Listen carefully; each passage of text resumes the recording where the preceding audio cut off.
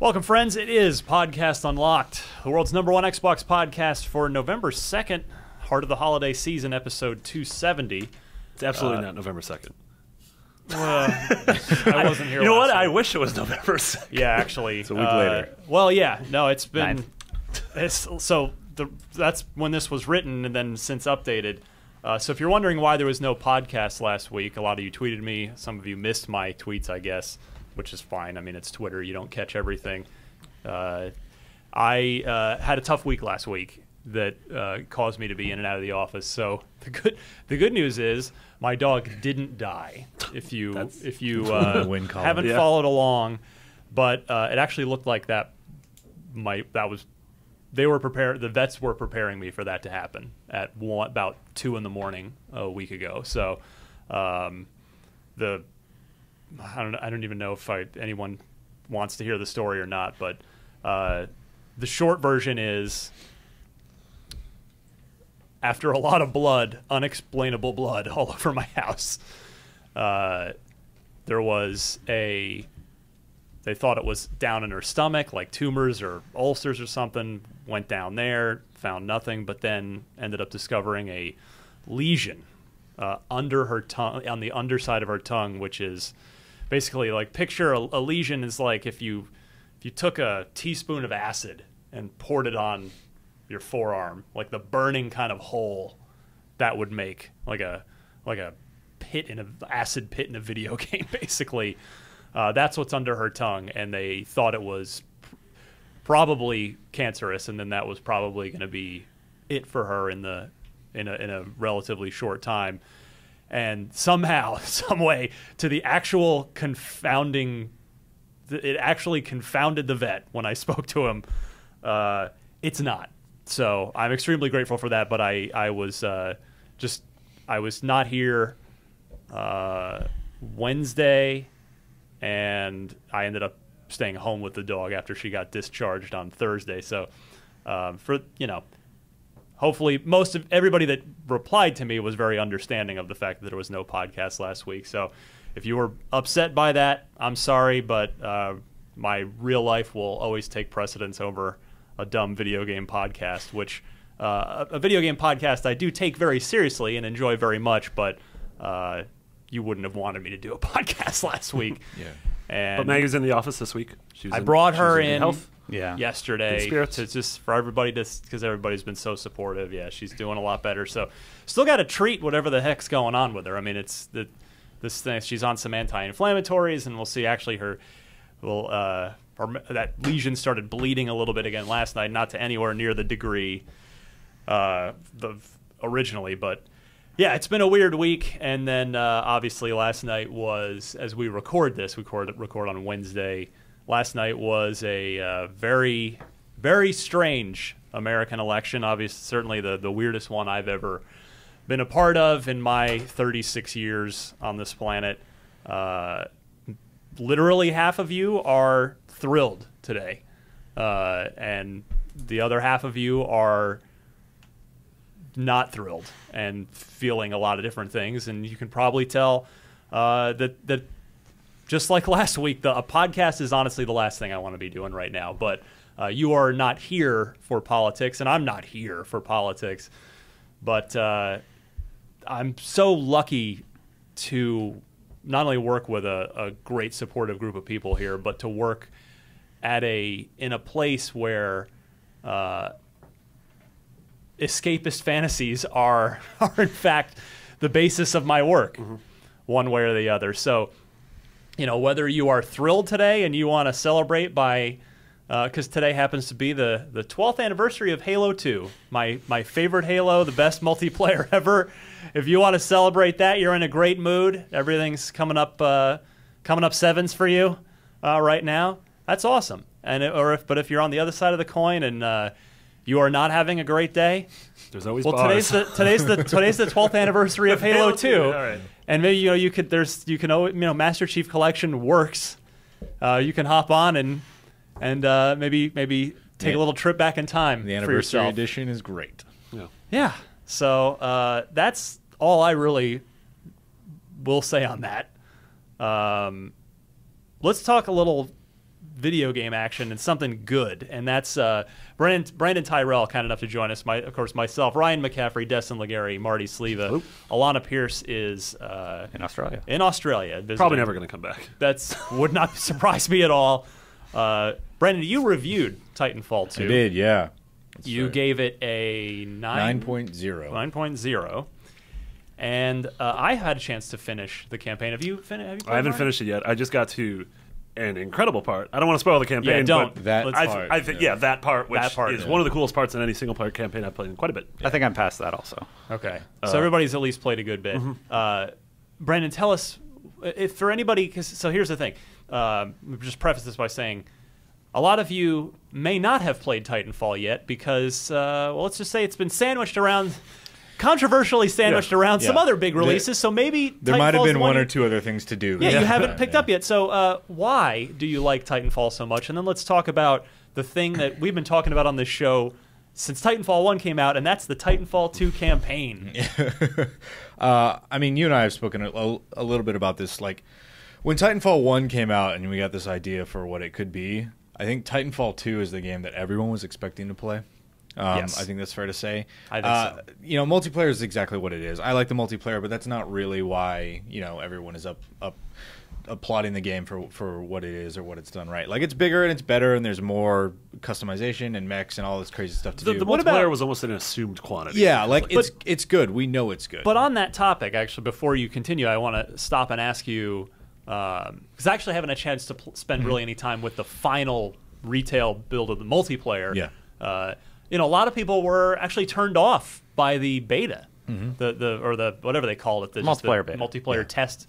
What are your thoughts on the multiplayer relative to that? In case you know people haven't picked it up, maybe they checked out the beta but haven't played. Well, the thing that happened was the beta went over 2 weeks, right? And then the first week they got all this feedback from the community, and then Respawn actually went in and changed a bunch of stuff. The way Titans are called in, the time it takes to kill, how bullet spongy things are, and that, to be fair, there's still a contingent of people who feel like it's just a different game now. Like, it is not as fast as it used to be. It is much more boring. It's not all about the Titans this time around, and that's fine. From what I played, I really enjoy it. Like, I enjoyed the first one a lot. Like a lot of people, I fell off just because, like, I kind of ran out of things to do. Yeah, it was a skeleton of a game when it shipped. I don't even think Respawn would argue about that. Yeah, and this time I find myself several times a week, like, just hopping in for a couple matches while I'm, you know, in between other things. Yeah. But I think multiplayer is sort of the quality that we all knew was going to be there. But the single player campaign, and I'm interested to get your guys' thoughts too, because it is. I look at it kind of two different ways: the mechanics and the gameplay versus the story of it. The story and the two characters are good. Like, I think they're fine. It's not quite the Shane Black sort of like buddy comedy quip thing that I was hoping for. Yeah. But at the same time, like, there's a general relationship between those two characters, and it gets good later on. And the story really does ramp up. But the gameplay of the Titanfall 2 single player campaign is probably far and away maybe one of my favorite FPSs, just in terms of, like, movement and feel good. Sure. Like, I don't have to be killing things. I don't have to be unlocking the secrets of the universe or anything. But, like, I'm just jumping between walls, and, like, that's pretty badass, especially when they start adding those different mechanics. Speaking to Respawn before the game came out, how they said they developed this was, like, they just had people who were like, hey guys, if you have an idea, just, you know, write it down, put it in the box, right? And then they eventually went through all those ideas in the box. What's in the box? Yeah, it's great gameplay, surprisingly. They went through all those ideas, and the ones that seemed like they were going to work, they ended up, like, tasking out to different teams, turning them into things they call action blocks. And if you play Titanfall 2 single player campaign, you can definitely see them, like the crane that you use to move walls, and the little electric gun that you use to hit switches that open things up. Like, you're never really doing the same thing for too long. And that's good and bad. Like, I think the one pivotal moment we're all can't talk about but want to talk about, like, that I feel like maybe could have gone on for another level before they switched it up to that new mechanic, you know? But I do like that it feels refreshing enough, and the platforming feels refreshing enough that I never felt lost. I always felt like I was moving, and I always felt like I was doing something different. I like comparing it to, obviously it's going to get comparisons to Battlefield and to Call of Duty just because it's sandwiched between those, and I haven't got to play Infinite Warfare's campaign yet. I really want to. What you said about the variety and an idea never outstaying its welcome reminds me of Battlefield in that way, where every one of the micro campaigns in Battlefield felt like it had a different feel to it, or a different like gameplay hook or gameplay mechanic. And yeah, I really like that about Titanfall. And yeah, like you said, it's probably the best feeling shooter, at least in terms of mobility, not even in terms of firing a gun. Yeah. Just in terms of traversing the world. It reminds me a lot of Sunset Overdrive. We kind of said that about Titanfall 1 as well. It just felt good to move around. Like it was just that sort of that Infinity Ward secret sauce that Infinity Ward team took with them over to Respawn. Like Titanfall 2 is a perfect example of just how much talent there is on that team when it comes to first-person games. And not only that, but design-wise, like that game's scale is something that I still can't get over. I mean, as the pilot, you stand next to your Titan, and you're like, "Oh, I'm tiny. I'm small." And then you're in the Titan, you're like, "Oh, I'm big." But then you look, and you're inside these massive structures that literally are assembly lines to put together like neighborhoods and houses and stuff. And like when that all comes together, you're just like taken back by how big things really are, and like the sense of scale is something that I still can't get over in that game. Yeah, definitely. While playing through the campaign, at one point, I definitely got sort of a Portal vibe where they're introducing new, interesting mechanics. That's fair. And, well, like with the robots, of course, you're going to get that a little bit.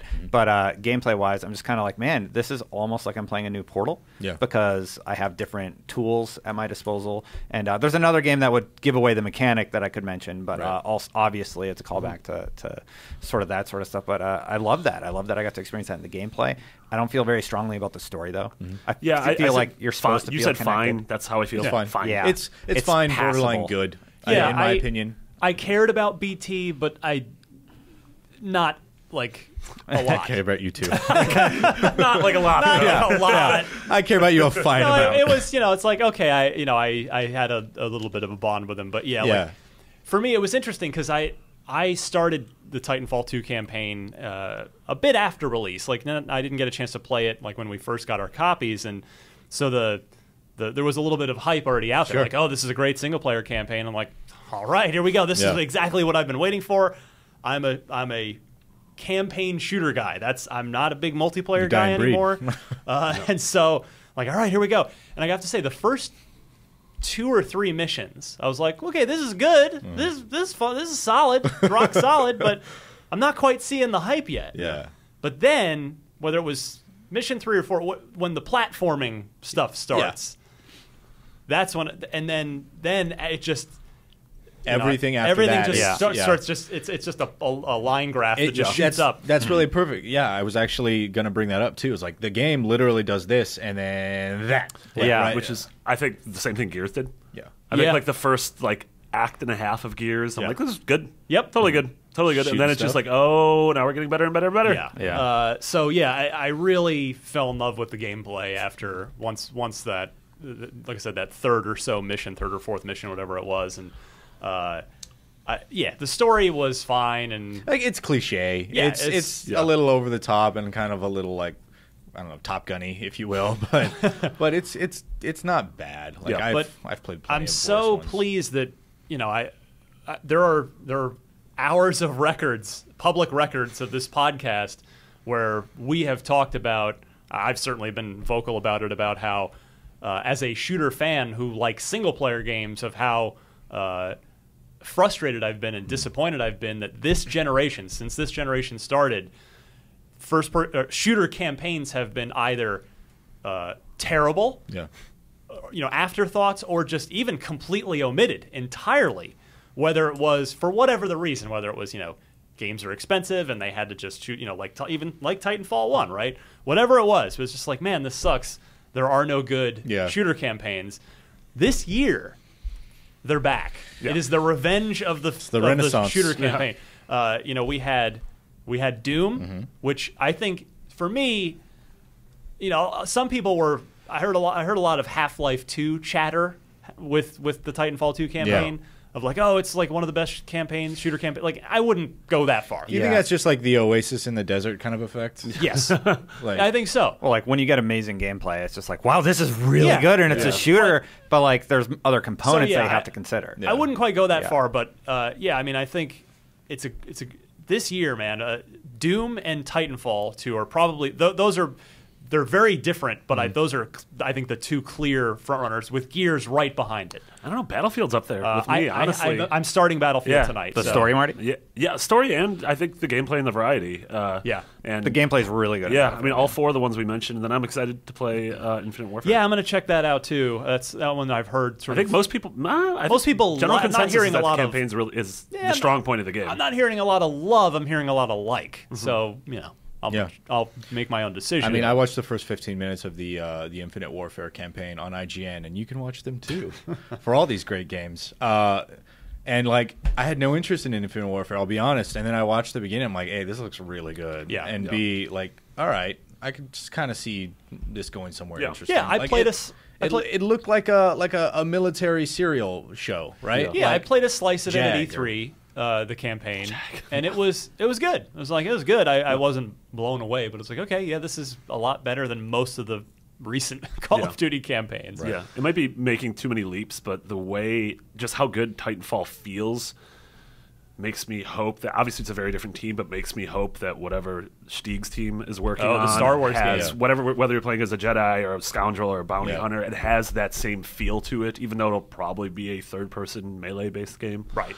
Seems that way. But yeah, I'm excited for that. Well, you know what else was a third-person melee-based game that off of a great first-person, from a team that had a lot of first-person experience. I'm going back in time here. Stay with me, Marty. We're going to Jedi Outcast? Yes. Jedi Knight 2. Yeah, that was mostly a third-person game. But after, from a team at Raven Software that had been renowned for their first-person shooter work, so it's not out of the question. Yeah.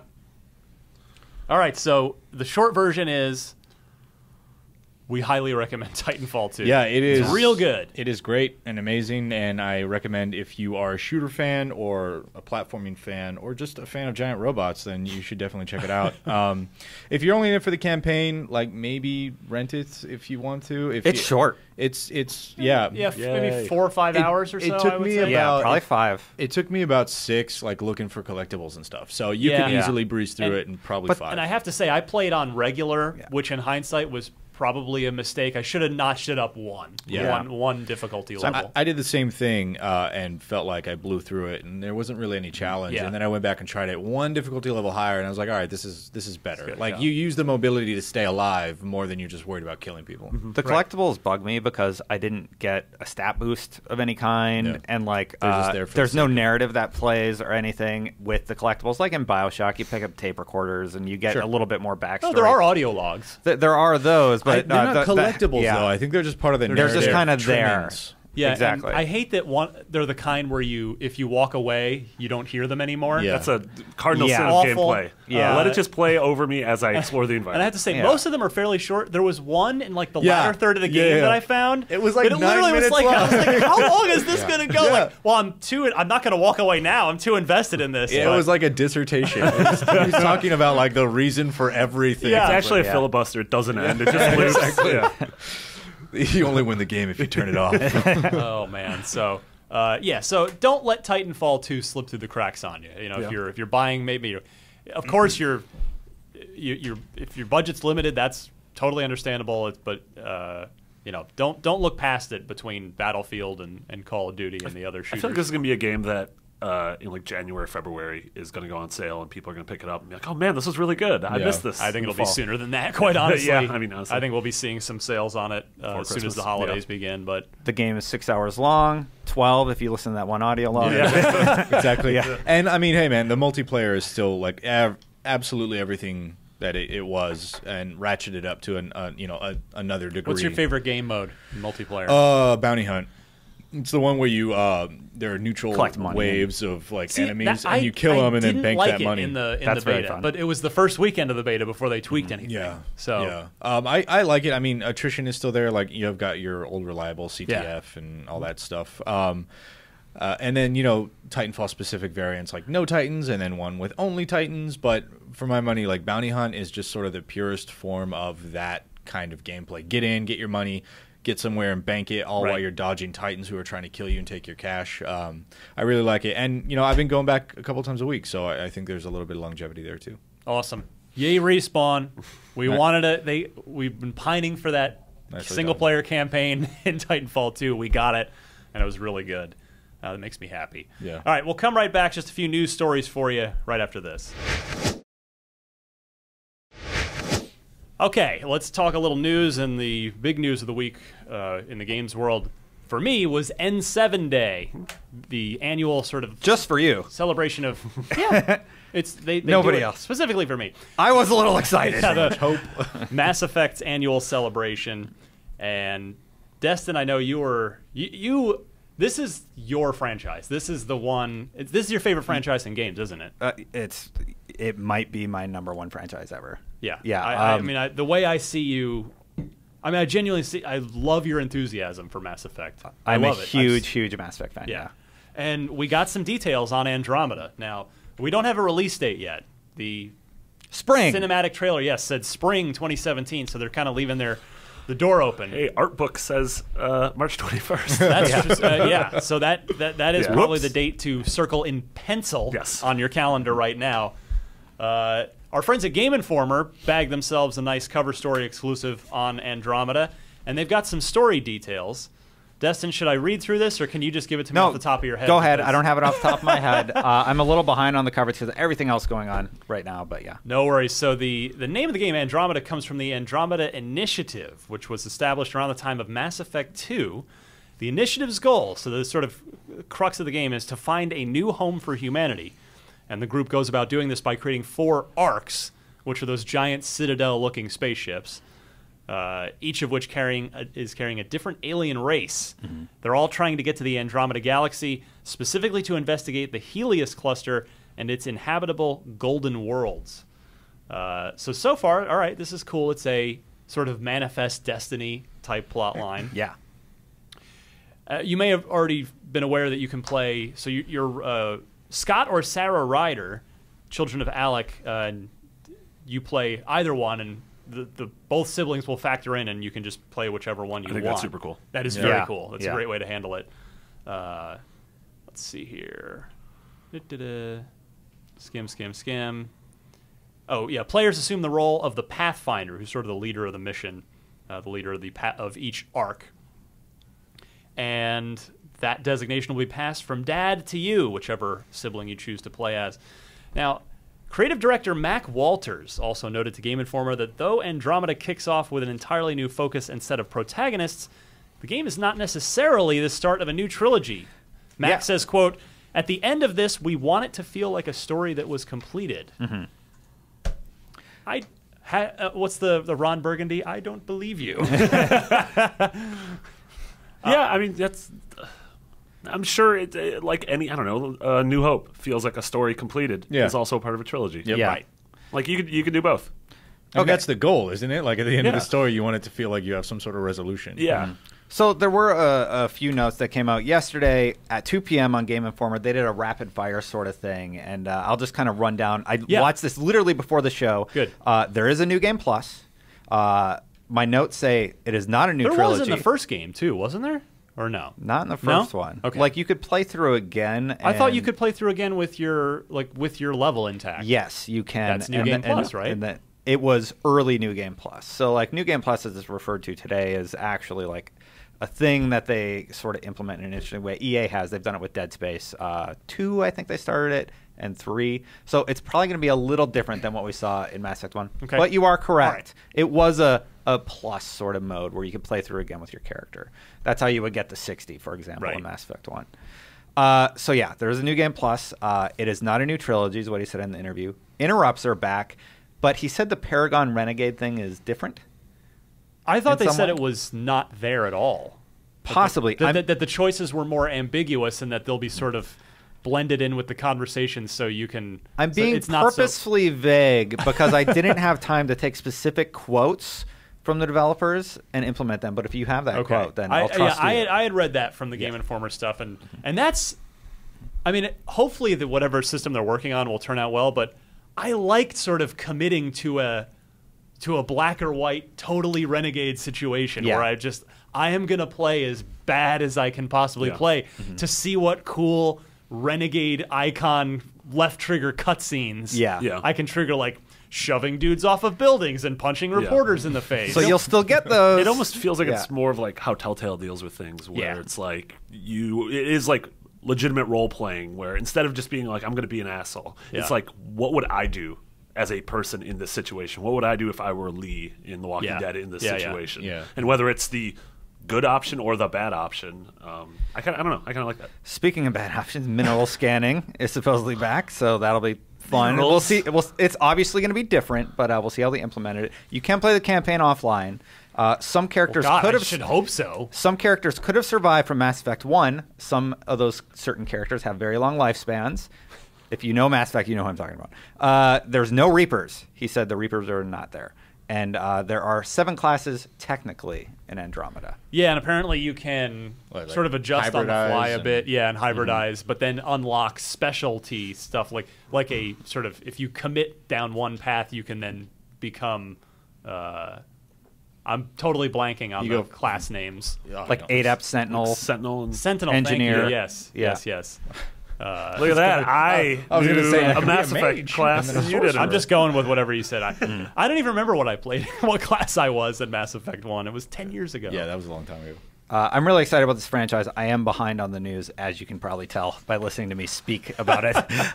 But yeah, there's an article that Miranda Sanchez broke down, 37 important details. These were a few that I pulled out of the article this morning, but she has a more elaborate set of notes. One of them is that Andromeda story is based on real events. Yep. Which, what does that mean?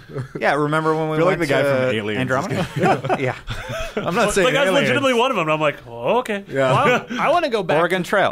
Yeah, I mean, legitimately, it's probably we that. were talking about like the covered It's a wagon. Lewis and Clark. Yeah, exploring the new frontier and like finding a new home. Ryder died of dysentery. Yeah.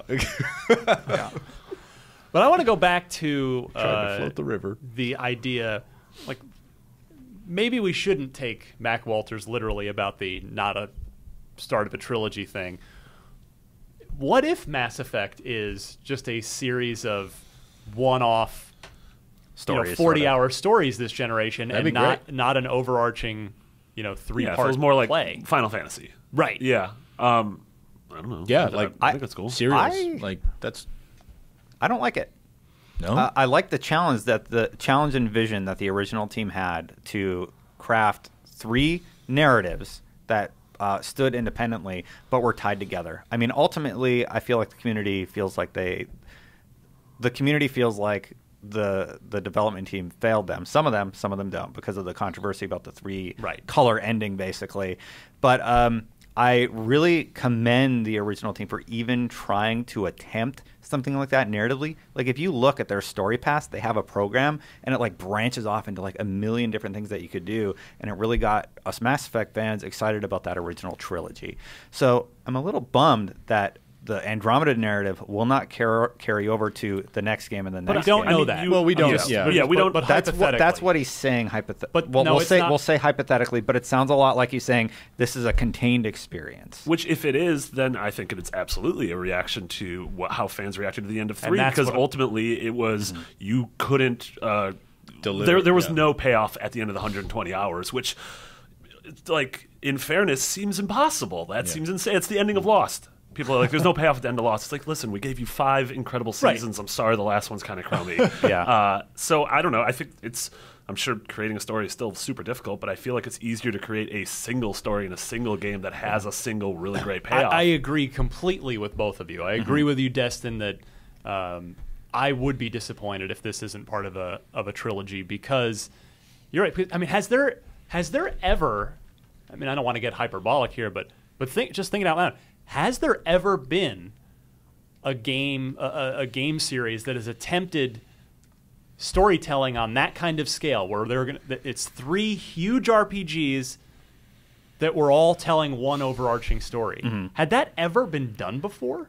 Not that I can remember. There have been sequels, but has there ever been that? Like, we're going to make a trilogy of big, huge role-playing games that are all going to tie together. I don't think that's ever been done before. Square tried to do it with Final Fantasy 13, but those games were 3 disparate games that just happened to have the same character. But before, just to explain to you why that tied narrative was so important to me. I probably played through Mass Effect 1 at least 30 times. Jesus Christ. At least 30 times. Marty hasn't even done it once. I'm not even exaggerating. Sometimes I would just beeline it to the end. I played through Renegade once to see what that experience was like. I played through Paragon to see what that experience was like. And I play through it once a year, basically. I'm on 2 right now. Awesome. I'm doing another playthrough of the franchise. It'll probably be my last one before we move to Andromeda.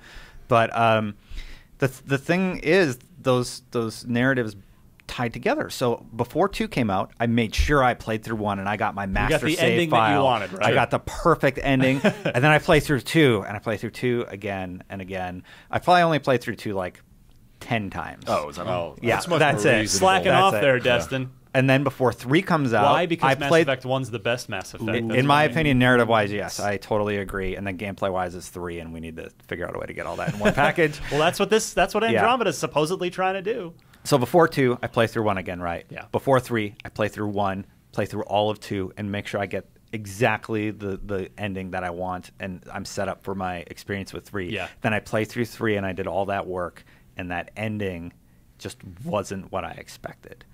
You know, like it was a very simple choice, door A, B, or C, and they expanded it with the alternate ending. But I remember feeling deflated when I beat it. I'm just like, oh, that's it. See, it's interesting. I mean, I don't want to dredge this whole thing up again when we're moving on to Andromeda, but I had the privilege of playing Mass Effect 3 before it came out. I finished it before it came out, so I played it before the whole controversy started. And I remember I got to the end and I thought I wasn't really particularly upset by it. I didn't love it, but I was just kind of like, oh, all right. But to me, the ending wasn't about which color door are you going to choose. It was about the lead up to that when you're saying goodbye to everybody. That was the end of the game to me, and I really liked that. I liked everything up to the ending where you talk to Anderson and where you fight the final boss without spoiling anything. Well, at this point, feel free. I mean, come on. Well, I don't want to ruin it for Marty because he's going to play through it. He'll forget. He'll just... That's true. He'll drink. I'll drink. I'll Yeah. Yeah. Yes, I will. And then the final cutscene being... Oh, man. Now Marty's in the room. Being the Terminator thumb coming up out of the lava. Yeah. The Terminator thumb comes up out of the lava, and it's either green, red, or blue. It's just kind of like... It's a green thumb. All right, I think I'm fine without playing this game. Yeah. I'll pass. It's just kind of like, oh, like I just wish, like for me, I just wish each ending was vastly different, and it wasn't. I love the games. I just want them to be completely different at the end. No, but like those choices that you make, like if you're pure evil, something bad should happen to the galaxy, you know? And if you're pure good, you should have the good ending, you know? So why are you so against then Andromeda if it is a standalone, just being a standalone? Why not? I mean, if the biggest problem of the Mass Effect games is that your decisions and your player agency couldn't carry the narrative that you would suspect, then why not have Andromeda, or let's call it, why not have Mass Effect be Black Mirror or True Detective or I think American I can Horror answer this for Story, you. and just each game be its own glimpse into that universe. And I mean, there are 4 arcs. Maybe Andromeda or whatever the next one is about a different arc or something, and have your actions tie them in, tangentially, but like not. Well, last game I killed the Anderson, and in this game he's alive. So like, what's up, BioWare? Well, I was going to say before you see, for me, the answer to that question is, because I'm with Destin on this, is because the idea of a connected trilogy, they're aiming higher. And the payoff, maybe it wasn't in Mass Effect 3, in the first Mass Effect trilogy, but you're aiming so much higher, and game designers should aim higher and should try to tell the biggest and best, most impressive creative stories they possibly can.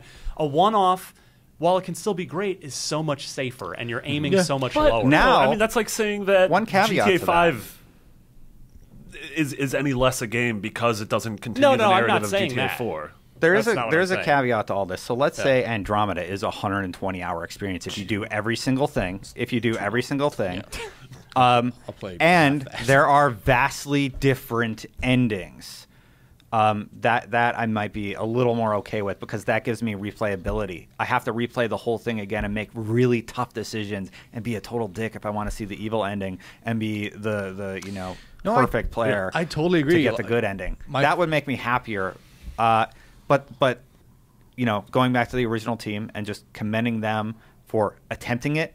And this new team is just saying, "Yeah, we're not going to try it." Well, I feel like this is on paper. Yes, that sounds awesome. That sounds absolutely awesome. I bet any game designers listening to this, if Mitch is listening to this, I bet right now he's like, "Oh, Destin, oh, honey, baby, you just don't understand." My sweet Canadian and that's boy. why I'm so proud. Yeah. I don't know them, but I'm proud that somebody in the game design world took on that challenge. I don't pretend to know better than a game designer for a minute. For a minute, if I did, I would be designing games.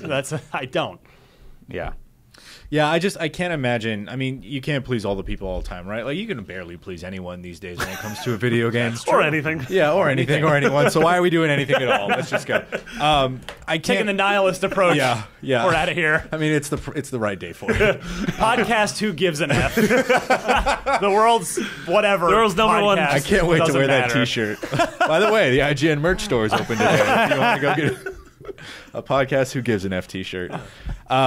I can't imagine a game with 3 endings can please even a third of its audience, let alone a game with 100 million little choices to do. And I think that's one of the big problems is as all your choices sort of coalesce towards the end, you realize like they weren't really the impacts that you thought they would have. So what's wrong with a standalone game, like you were saying, where those endings are like massive, right? Like my favorite game of all time is Ogre Battle: March of the Black Queen, right? It's this old SNES little Japanese game, but at the end, like one of the endings is the world is destroyed, and one of the endings is you become king, and one of the endings is well you were king, but then you were assassinated, and now the evil guy is back, kind of thing. Yeah. So like it's an old idea, but those are vastly different endings as opposed to 3, which were not vastly different at all. Slightly different color wheel. Yeah. But I'm totally fine with a standalone in the same universe as long as there's some sort of payout to the narrative. Like if you put in narrative choice, have it mean something, right? Yeah. And I think it's just that's what so it was really. ambitious It to go didn't across mean 3 anything. games with Your that. choices didn't mean anything in the end. So you're talking about this ogre game and the SNES. The multiple ending thing is so dismissive. well, I don't remember the title of it. Ogre I'm not being dismissive about your love for that game. Yeah. I don't remember the title, so I'm speaking in generalities. Sure. But the point is, it's an old idea. It's been done before, and with 3, they couldn't even get the old idea correct in the way that gamers would expect. So, but this time around, like, things will be different. We'll see. Yeah. You can choose from 5 different colored thumbs as you slip into the slowly magma. Yeah. I wonder if it's possible that we're oversimplifying this and that maybe Yes, it's possible. Absolutely. We are. But, maybe you will still carry over your save and your choices from Andromeda into whatever the follow-up to Andromeda is without the overall narratives necessarily being totally connected. Maybe it'll be more about your relationships and those choices being ones that carry over like shape into the successive world, games. right? Yeah. Or you have your same party in the next game, but they completely resolved the conflict of Andromeda. The conflict of Andromeda is no longer in the next game. Right. But the same party is going on another adventure. Or, I mean, maybe it's a completely new party, but the party from the first game has shaped the world that you're now on to a degree where your choice is like, oh, so because I saved that person, now there's this town, you know? Like, this town wouldn't have existed here. Yeah. Maybe that stuff's super interesting maybe and Arc exciting. B wakes up and everything that Arc A did 100 years ago, like, There's has an effect on Arc B. There's entire plotline ramifications in 3, like vast changes big changes, I would say, narrative-wise, in 3 if you do certain things in 1. And that's something we won't get tied together with Andromeda if those choices don't carry over. So like a new city, that would be phenomenal in the sequel to Andromeda, whatever it is. That would be cool. That would give me a reason to play through the original again. If they're not tied together in any way, that's just, it doesn't seem like Mass Effect to me. It's fair. I agree with everyone. This is a rare case, right? Very diplomatic. I agree with everyone. Needless to say, Are we over on that one? we're very, very curious and very interested in what happens with Andromeda. And also, I'm going to start playing Mass Effect, and it's going to be recorded. No, you're not. Destin and I, Are you gonna do a let's we have play? a standing date. You're gonna I'm do a making let's it play? happen. We're making it happen. Yeah. I'll believe when I see I'm it. just like, Marty, we're doing this. I booked your calendar. I think Justin Justin got his 400 episode World of Warcraft playthrough shot down. So we'll see. All right. We're going rogue. Let's move on to really just kind of one other major, what I thought was humorous news story of the week, and that's Tomb Raider. Obviously, that franchise is going to continue. And why do you say that, Ryan? Because it's a really good series and it needs to keep going. The title of the next game appears to have been outed. Yes. Yeah. Pro tip: when you're on BART, people can see your laptop. Yes, you're referring to Reddit user Triple H280 spotted someone on the Montreal subway because, of course, Square Enix has a development team there that does assist on the studios all assist each other on the games. He was just touching up a logo, blowing up to 1,000%, so it was the largest it could possibly be. Yeah, as you suggested, Destin, as you alluded to, a guy sitting on a subway in Montreal had his laptop open, and right there on the screen is a big deck about Shadow of the Tomb Raider. What's a deck for people who don't know? Like a presentation, yes, a PowerPoint or something like that. In this case, maybe this was a marketing guy. Who knows what he was? But whoops. Oops. Oops, indeed. Kotaku, our friends at Kotaku, confirmed that title with a source, so that is indeed legit. Well, and also coming from the same thing was that, I believe coming from Kotaku, was that the rumors that the development team is Eidos Montreal, which is the developers of Deus Ex, Mankind Divided, and Human Revolutions. Almost there. Human Revolution. Almost there. Mankind Divided and Human Revolution. Okay, got it. Crushed it. So supposedly the rumor is that studio is taking the reins on being the lead on Shadow of the Tomb Raider, which is strange because Crystal Dynamics just hired someone to sort of be Crystal Dynamics Ian in Milhelm, San Francisco. the guy who was at Visceral, Dead Space, and then most recently Battlefield, the Hardline. Yeah. Although, like Assassin's Creed or like Call of Duty, I could see Tomb Raider becoming a 2-studio game where we're in order to get one every other year, we're ping-ponging what else developers. What's Crystal Dynamics doing then? Tomb Raider 4, new IP. Ooh. That would be cool. Old That's IP? Old IP renewed? Gex? Legacy of Kain? Finally. Coming back? Oh, man, that would be... That cat game you like? Phil Spencer said, "Hey, we're bringing back Voodoo Vince, so let's just shut do him it." up. Just work on this for 5 years. I would presume, obviously, Eidos Montreal, they just shipped Deus Ex Mankind Divided, but there was another dev team there. Remember the Thief team, because it was the Thief team and the Deus Ex team. Did that game sell well? I don't think so. It didn't review well. Yeah, I don't think it sold particularly well either, from what I recall from the NPD charts. But I had a little fun with it, but it gets a little. It is the least good Thief game. I'm not calling it a bad game. Least good. It's the least good Thief game. But I would have to presume that this is the Thief team at work, since they had to be doing something. Mm-hmm. What if they're not doing Thief, but a different new IP stealth game? Stealer. Oh wait, the Thief team's working on Shadow? No, that's just the Thief team's working on the new thing. No, he's just. I'm lost. Ryan's just talking. Okay, no one's working on anything. Never mind. Sorry. No one's working on anything. Well, I mean, everyone's working on something, but no one's working on anything. But you know what? You shouldn't abandon all hope, ye who enter. What you shouldn't work on, Marty, is you shouldn't work on confidential presentations in public. Get one of those places. weird, those screen things. If you could put a screen thing where no one can look from weird angles. This actually reminds me a lot of a time on BART. Do you remember last season when Game of Thrones leaked? Like the first 4 episodes leaked? Yeah. It was week 2, and I'm on BART, and some jackwad is watching episode 4 on his laptop, and I'm like between two very large men, and so I can't really move, and I'm like, no, please. It's like Clockwork Orange. Your eyelids exactly. are just... Exactly. It's the same thing that happened with AC Black Flag. Someone's working on a PowerPoint on a plane. The next one's going to be like someone's taking a boat ride, and Uncharted 5 is going to... Yeah. So... just a fair word of warning, kids. When you get out into the workplace, you can and will get fired if something like this happens. I'm serious. I'm being totally serious. Do you think the guy got fired? Do you think they know who it is? If they can identify him, there's probably a good chance that.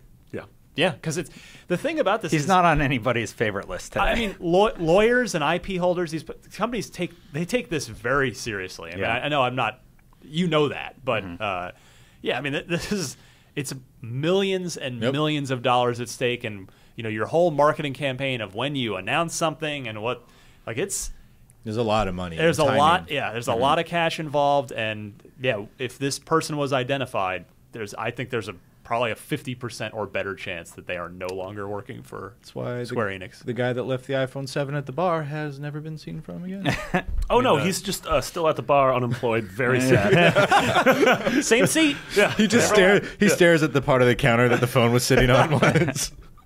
I like that you said iPhone 7, so as if it was like, it does feel like it was that recently, wasn't it? Yeah. Like, that was the 6, wasn't it? No, it was the 5. Yeah. Really? Wow. Yeah. I bet this game gets revealed at the Game Awards. Good chance. Do you think they bring it up because of this, or do you think that's just the wait? right You think timing? So? Even though it may have nudged their marketing still selling schedule copies forward. of the PS4. definitive edition, whatever, on PS4. I retract my statement. I wonder if they were like, I don't know if we're going to talk at Game Awards. Leak happens. Yeah, we're in. Yeah. Like, I mean, it's on the phone. Like when you establish relationships with PR people enough, like there's a very flexible aspect that goes into PR, right? Like they have to be able to roll the punches. Like bad press hits or something, and they're like, well, now we got to spin it, or a leak happens, and like, well, now we got to move it up or push it back or change the subject. So they're never happy about that because they it's a plan dance. this stuff for a long time, and it's always a bummer when there's a big leak. Yeah, because they're like, oh, we had such a cool thing planned for this reveal, and I mean, to be fair, never fun for those it's not like marketing this guys. is a I mean, massive we know leak. what It's not like it's one of those Assassin's Creed things where here's the setting, here's gameplay, here's the character. It's not exactly a big shocker that there's another Tomb Raider game in development. But also, maybe it's not called Shadow of the Tomb Raider. Maybe that's one of the working titles. Maybe it's called anything possible. else. Yeah, I like the Kotaku claims otherwise from confirming it, but I don't know if this is real or not, if this guy was just joking, but he's like, after Shadow of the Tomb Raider, the roadmap is Fall of the Tomb Raider, Revenge of the Tomb Raider, Brexit Regret of the Tomb Raider, Bad Hair Day of the Tomb Raider, Tomb of the Tomb Raider. I know another. That's the last one's Tomb of the Tomb Raider. Yeah. Yeah. Oh, because she's dead. Yeah, we all end up in the Tomb of the Tomb Raider. That's the post-release DLC. All right. Lastly, this week, the Xbox preview program, which some of you may be in, is being revamped a little bit, starting with a renaming. It's now called the Xbox Insider Program. You're in the program, and you're in the program. Thank you, Oprah.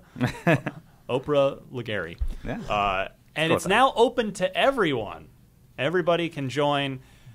Not everybody gets everything. The system update previews won't be available for new members. These members will remain limited to those already testing them, as Microsoft still has, quote, a huge number of volunteers already doing a great job testing and providing feedback. I translate that to mean we don't want to have to tech support all these extra people with beta operating systems. So basically, you can be grandfathered into that portion of it, but everyone else can see all the new whatever that they send out. I know I'm probably in the minority on this, but I've never had an interest in being in the preview program because I want to use things that work, and that's not a knock against them. The point of the preview program is to test things out that aren't quite ready for prime time yet. That's just like that's why I'm not a big fan of early access games. I mean, I'm fine with stuff, the concept, but I don't play them. Like, call me when it's done. I don't want to pay you to. I mean, you're not paying in this case, but I don't really want to be a voluntary beta tester. Like, I have too much to do. I don't have enough time in my day. Just let me play the finished That was thing. my thing with we streamed 2 hours of We Happy Few. And I'm like, this game seems really cool. I'll play it when it's done. Yep. Yeah. Same boat. And also, well, I'm going to kind of disagree.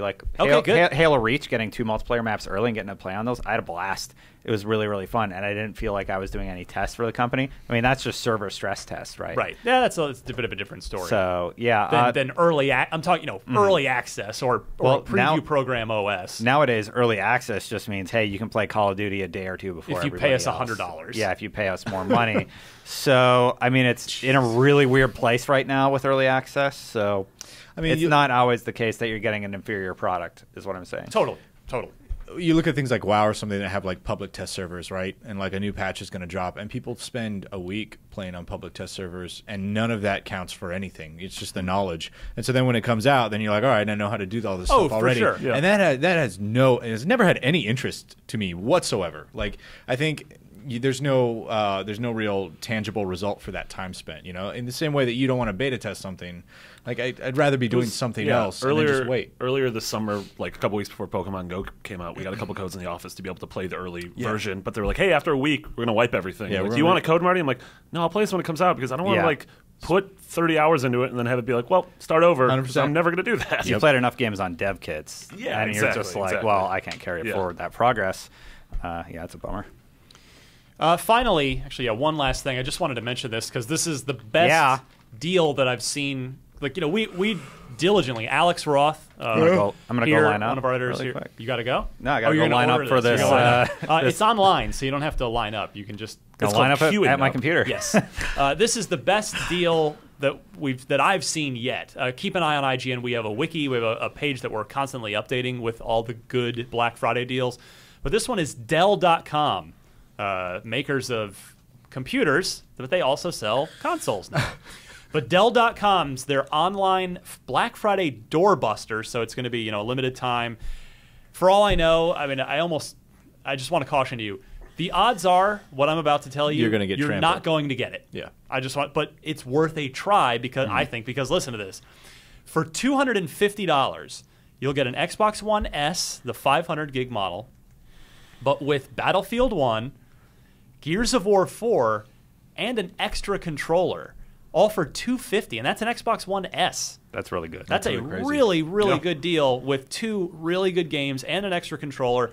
So that deal is happening 6 p.m. Pacific, 9 p.m. Eastern on Thanksgiving night. So you want to, you know, be F5ing the crap out of Dell.com. To compare, a few days ago, I saw a Groupon deal for a refurbished Xbox One with a Kinect that was more expensive than this. You got 2 games also, but I mean, it was more expensive than this. This is the new model. These are 2 of the best games of the year. 2 of the best games of the year. This is a fantastic deal. Yeah, so the console's ostensibly $150. Yeah, and Black Friday, buy yourself a 1 terabyte hard drive for nothing. I'm just that too. Hook it up in the back. I'm just additionally backing that this is a phenomenal deal. Yeah. And you should get it so if you can. You said go online, but this says doorbuster. Can you actually do this online? No. They're just using the terminology. They're using the terminology. Yeah. You don't actually have online only. That's brick and mortar. Yeah, or F5 Buster.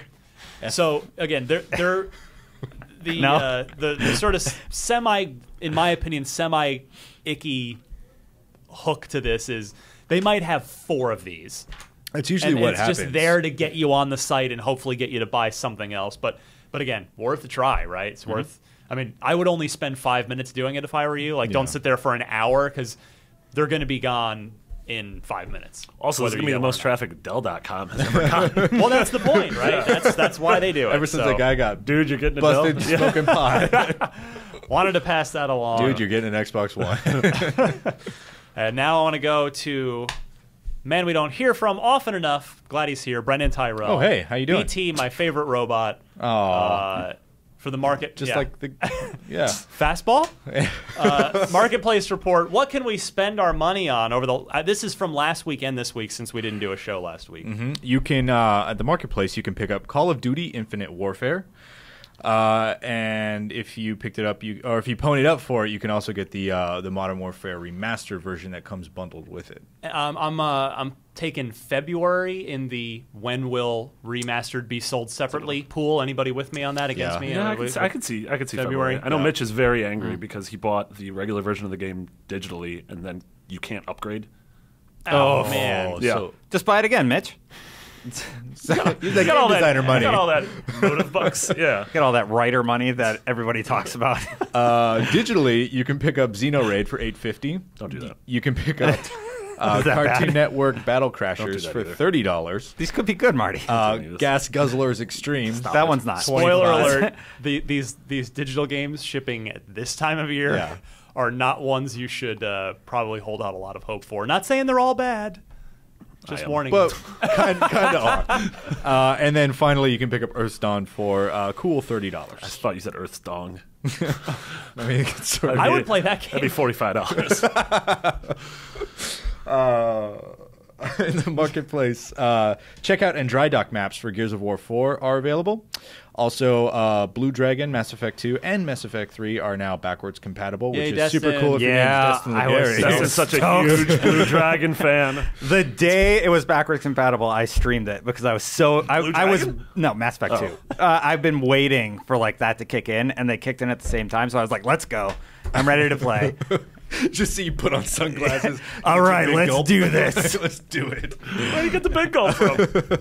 Hey, your November games with gold are Super Dungeon Bros all month long, as well as Murdered Soul Suspect from November 16th to December 15th on Xbox One, and Monkey Island Special Edition. Buy that. Buy it. Get it. Download it. It's free for 2 weeks starting on November 1st. God, we're almost done with it. Look behind you, a three-headed monkey. And of course, the insane neon-coded Far Cry 3 Blood Dragon from November 16th to the end of the month for Xbox 360. So both Monkey Island and Blood Dragon are 360, and Murdered Soul Suspect and Super Dungeon Bros are Xbox One. Everything's backwards compatible. Yep, as always. all these will work on the Xbox One. Outstanding. All right, we'll come right back, and hey, we're going to give away a Battlefield 1 Special Edition Xbox One S. Holy crap. Courtesy of Microsoft. They sent one of us? No. To sorry, Tyron Brandell. Tyrell. Oh, sounds like a great guy. All right, come right back and do that for you right after this. All right, so the winner of the Special Edition Battlefield 1 Xbox One S, it's olive green colored, by the way. I like it. I like the color of it. I don't absolutely hate it. Yeah? Yeah. I'm not a fan. It's like an olive, dark well, it's olive. like the old World War I military green. Yeah, but it's color. subtle. When you see it in person, it's much more subtle. Hide it just in the far reaches of your cabinet. You don't need Put to. a It's not plant that. next to it. It's not that. We're making it sound hideous. It's is really a- not that Keep bad. your room very dim. It is 1,000% better than the Gears of War console, though. It's free, It's for free. this That's all that matters. gentleman. It Yeah. plays the games. I think this dude's gonna be stoked. Yeah. I hope so. His That's name awesome. is I just wanted to Dennis. say stoked His today. name is Dennis Ong from Federal Way, Washington. Congrats, Dennis. He has won by random drawing for sending in this excellent Xbox One or Xbox related trivia question, and it is for you guys. Tetris creator Alexei, how do you say this, Marty? Pajinov. Thank you. Yeah. Shout out to Russia. Created. Oh, God, I'm sorry. I didn't. Of think- all the I didn't days. think- Pajitnov. I Of didn't all the think. days. Pajitnov, right? That's how you say it. He's from Russia. The creator of Tetris. I was starting to pull out of my funk as the show went on. Now you've knocked me back down. You're welcome. Uh, We're all What's in the this question? together. the We're creator all of going to be part of Russia together. It's the creator of Tetris created what Xbox Live arcade game for 360? Was it the popular Zuma, the also popular Feeding Frenzy? Was it the puzzle game Hexic, or was it Orbs? Do you all remember? I'm going to go to Brandon I'm Tyrell going to first. say C. Hexic. Going with Hexic. Destin? You said Dustin. All right. So I love Hexic, and I think I was surprised when I learned it was Alexei, but Marty's very confident in his answer. I'm 1 point behind. I think. I might be 2, actually, because I missed last week. Yeah. It's like, who wants to be a millionaire? Just answer the question. Final answer, C. Hexic. I'm going to start off by saying, what the hell is Orbs? I literally don't know what Orbs is. I don't either. I think all right, that's good. a fake. The gimme. correct answer is C. Hexic. you are all Yeah. correct. Nice. Very That came for good. free with the 360. It was It's preloaded phenomenal. on the premium Launch. editions. If you bought the that's what $400 hard drive enabled Right. edition, Gotcha. it did not come with the arcade edition of the Xbox And 360. if you got it for free from Mountain Dew, it came with Hexic. So Shout out to I won my Xbox 360 through the dumb Mountain Dew bottle cap contest. That's so rad. yeah, So- and I got Need for Speed and Cameo with it. Destin at 15 points, Marty staying a nose in front with 16. All right. Brandon Tyrell, 2 points. Hey, Nice. someone's got to be in last you don't. place. Hey, you're not in last. What's Steve Sean? Gaynor has 0. What's Sean at? The Shark is at 4 points. Wow, you're So catching up. He might be mathematically eliminated at this How point. many, how many more times has he been on this show than me? Yeah. Sean's not good at trivia, I guess. Marty, you're winning the popular vote, but Destin, you've won the electoral Oh college. boy, come on, Ryan. and we all know which one matters. Peace. Sorry, I'm sorry, I couldn't help it. Yeah. If you want to, I don't have a Xbox One to give away anymore. But actually, seriously, before I thank you to Microsoft. They just offered it out of the blue. They were like, "Hey, do you guys want to give away a Battlefield 1 console?" And we were like, "Yes, please, and thank you." So that is courtesy of Microsoft. Thank you guys so much up in Redmond. for donating that. It will Stop be it. mine. You guys are being weird. Being weird. Dustin just started touching it. I didn't know You're getting all why. sorts of sweaty fingerprints all over my weird trophy. Is this yours? Oh, it's gonna Not be. yet. Oh, I like it. It's getting good now. I'm not gonna pull a Mitch and give Just you like like 7 last year. opportunities to win like last year. Oh man, I got to make sure you guys are on every episode between now and the end of the year. Just don't send me on any trips, Ryan. You have the ability. No, I'm gone next Tuesday. I'm back Wednesday. Right. We're good. Okay, we're gonna be okay. And Destin, you better not pull any. I'm too busy to be on the shows. You'll have no one to blame but yourself. Okay. He says, like breaking out into a cold Yeah. sweat. All right.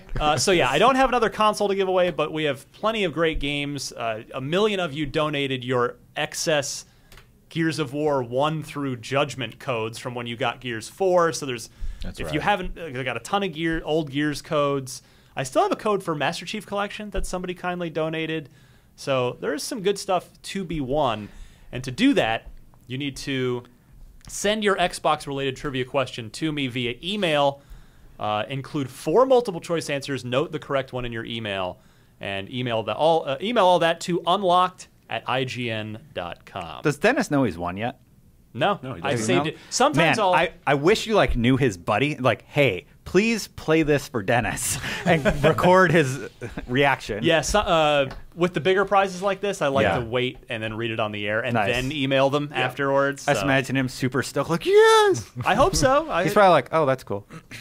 Like a real person reaction. All right. Oh, sweet.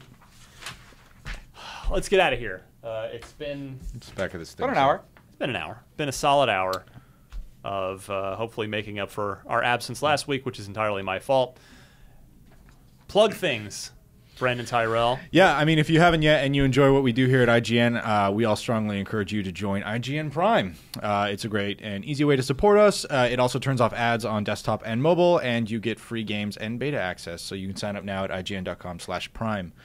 My name's Brandon. You can find me on Twitter at Brandon Tyrell. It's sort of a boring Good luck handle, spelling that. but it's my name. Yeah, it'll be somewhere on the site. Just Google IGN Titanfall review. You can find it there.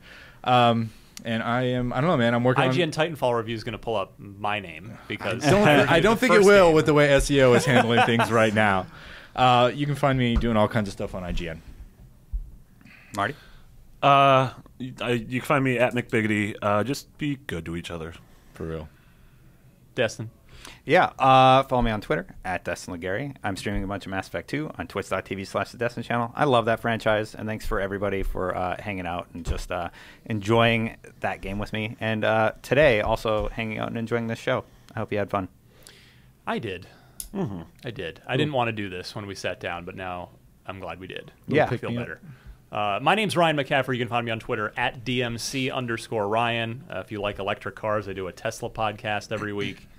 And whatever. That's it. Doesn't matter. Nothing matters. That's a cap on 2016. Yeah. Look for your F It All t-shirt. Hey, shop.ign.com actually just Oh, yeah. We should probably plug Some that. cool shirts on there. Shop.ign.com, Shop.ign.com? which is our new merch store, which has all sorts of shirts branded on all of our podcasts. Yeah, because get we that had one. an unlocked shirt for. Look, we had shirts for it, and then we had a store for like 5 minutes, and then it went away. Yeah, so there now was- we have a new store, bigger, It's better. like held through an actual t-shirt store. Was it Shirt Punch? Shirt I wanna Punch? say? Yeah. And there's shirts and pins and cool stuff like that. So, Yeah. Don't spike. The shirts shirt are soft. punch. Yeah, good. Soft shirts. Those are important. For Brandon, Marty, and Destin, I'm Ryan. This was Podcast Unlocked, episode 270, and we'll see you back here next week. Bye, everybody.